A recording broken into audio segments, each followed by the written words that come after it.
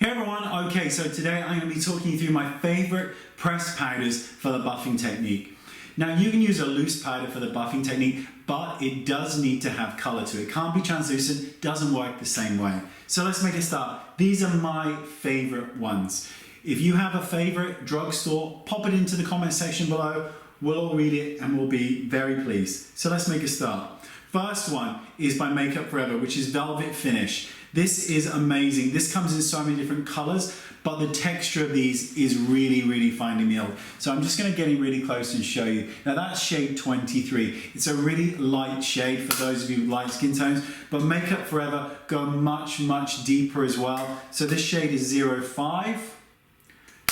But they go right the way up to the deeper skin tones. We've got 12 here and we're working our way up. I've got them all in my kind of kit, so they're really good. Next is an excellent product. This is by Chanel. It's part of the Beige series and it's the Beige powder. This is in shade 40. Now these are really good because they're so finely milled. They contain a minutiate amount of shimmer in them that isn't noticeable, but that's where the quality comes in of it. You can use this so well for the buffing technique because that tiny bit of shimmer, even though it's negligible, just looks amazing on the skin. Really great one is the Tom Ford Powder Foundation. Now this is the powder foundation, not the pressed powder. Works really well, comes in a host of shades, is buggery, bollocky, expensive, but it's really good, as is the pressed powder by Tom Ford. Works really well as well. So if you've got lots of money and you want to spend, good place to spend it. Another really pricey one is by Chanel. This is the Vital Lumiere Compact, and this is the powder foundation by Chanel. Pretty ghastly foundation on its own. Thought I liked it, made my pores look like craters, so didn't really like it. But to buff over with the buffing technique, amazing. That shade is actually number 50, which is Beige.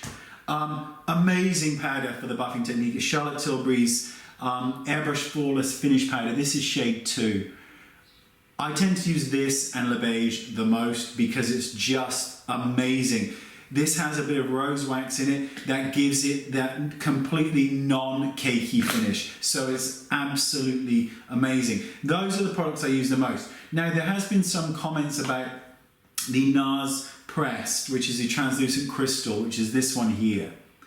Now, really don't recommend using this for the buffing technique. People have been asking about it because it's so beautiful. The reason being is because with a buffing technique, you are applying a fair amount, not a lot, but a fair amount, and therefore it can cause a flashback. The rest don't.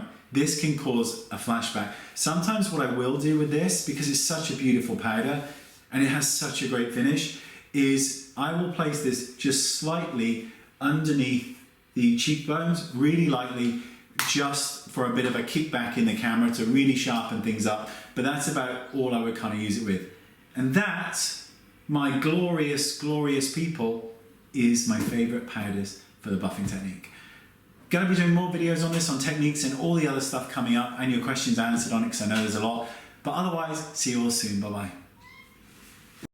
Okay, so click it. You see this? Click my box. Now how good an offer is that? That's it. Click my box. If you are suffering or have, you know when you're applying your foundation and suddenly every single hair on your face stands on end, it makes your face look like really hairy and there's no need for it, then click this box, that's me, and it will take you to a video where I explain how to lay down foundation so that the hair on your face lays down really smoothly. You know that peach kind of fuzzy hair? So it lays down smoothly and you don't end up looking like Chewbacca.